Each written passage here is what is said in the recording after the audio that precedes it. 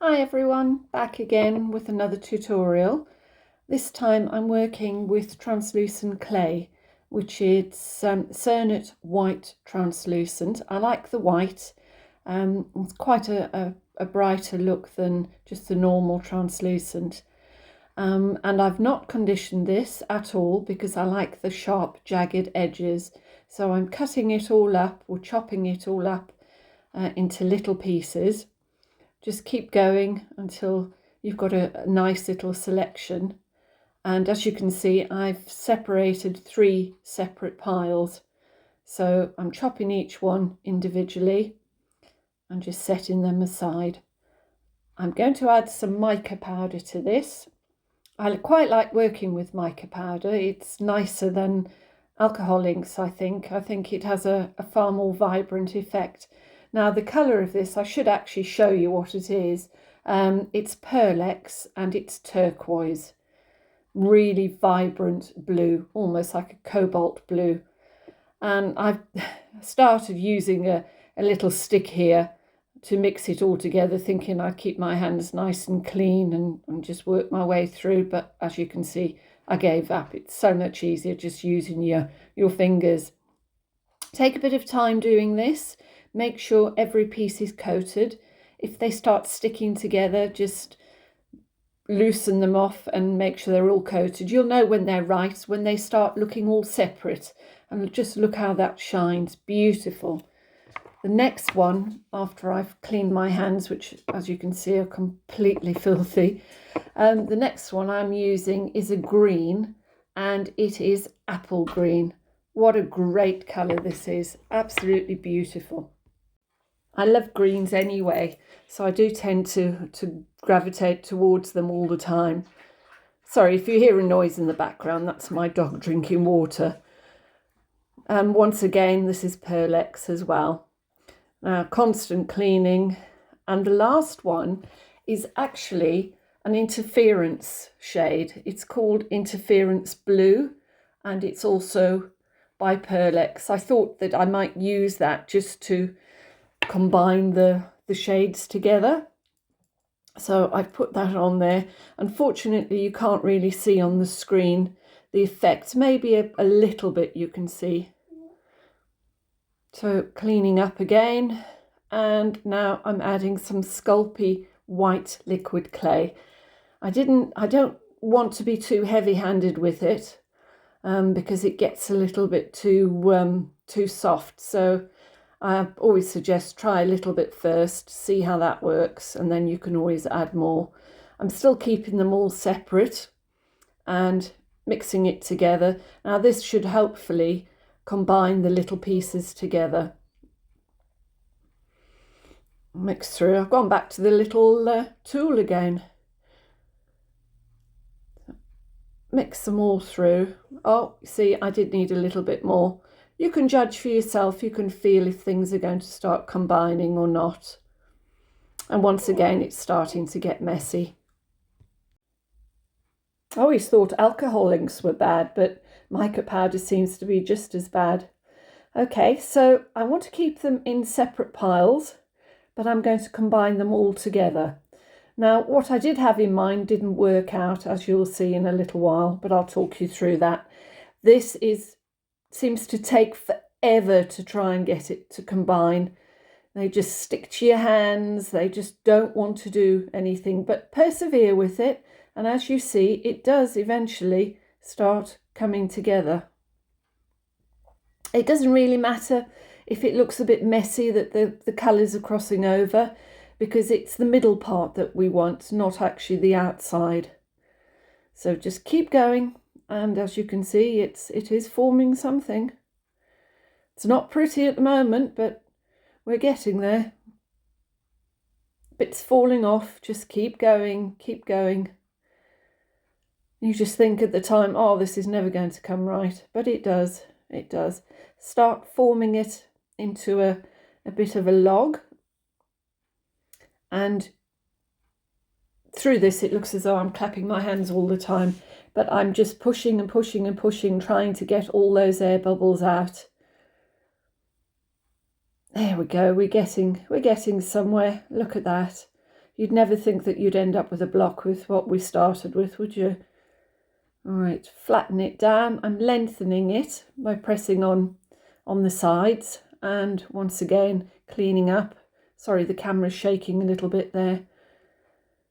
Okay, I'm going to cut into it now and you will see what, it's very pretty when I cut into it, but it just doesn't work with what I had in mind.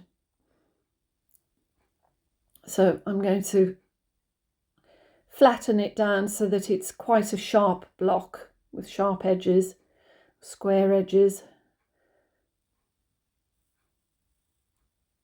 Okay, and there you go. That's very pretty. But I want to make earrings. Now, I need to be able to get all the colours showing in an earring, and that is just too long. I wouldn't be able to do it properly.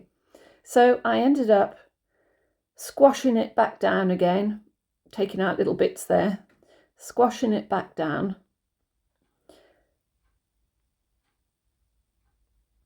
As you can see, there we go, squash a bit more.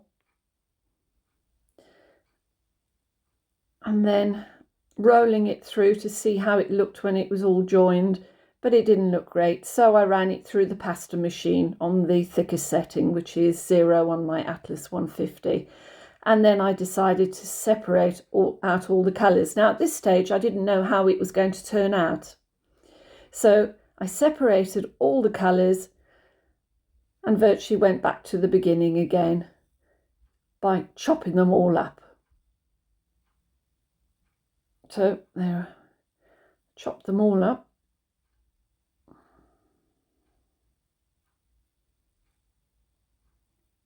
All a bit sticky.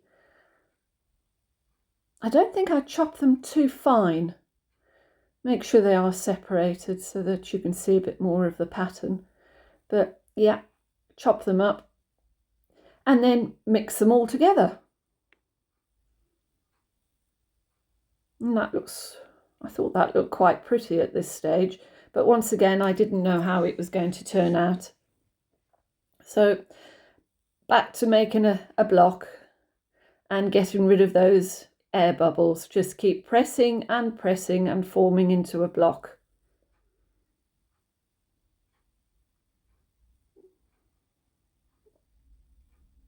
As you can see, I spend quite a bit of time doing this. I like to use my hands. I do use the not silicone, that like resin block. I do use that, but not always. Right, I'm starting to slice them. Try and keep them evenly sized, and I don't cut them too thin because you can stack them together as I'm going to do here, and you've still got a little bit that you can roll out to make it thinner. And I've also discarded the end pieces. So start squishing them all together. Try not to have gaps. I'm not sure if I start pushing them all together there. Oh yes, there you see, I'm trying to close up the gaps there. Okay, and then because they're quite thick, I can roll it down a little bit and I can still put it through the pasta machine. So I've rolled it down and there you go, and through the pasta machine, and that's what they've come out like.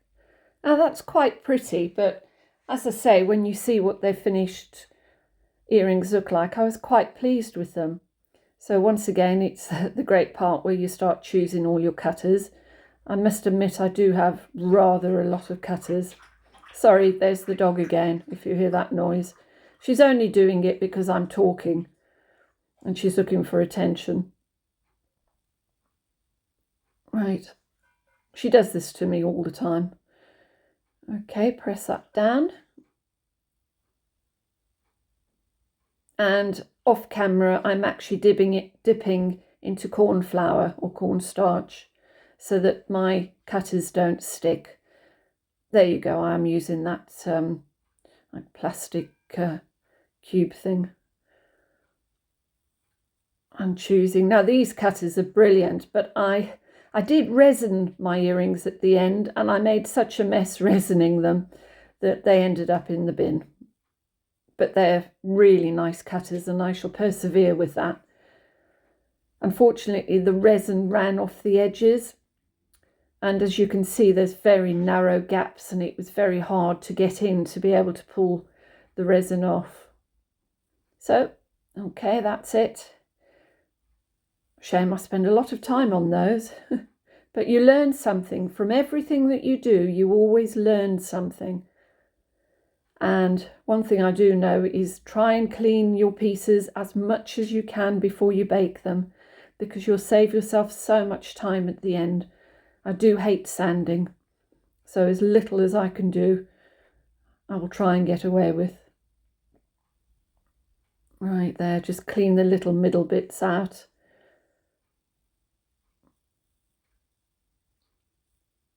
On the edges.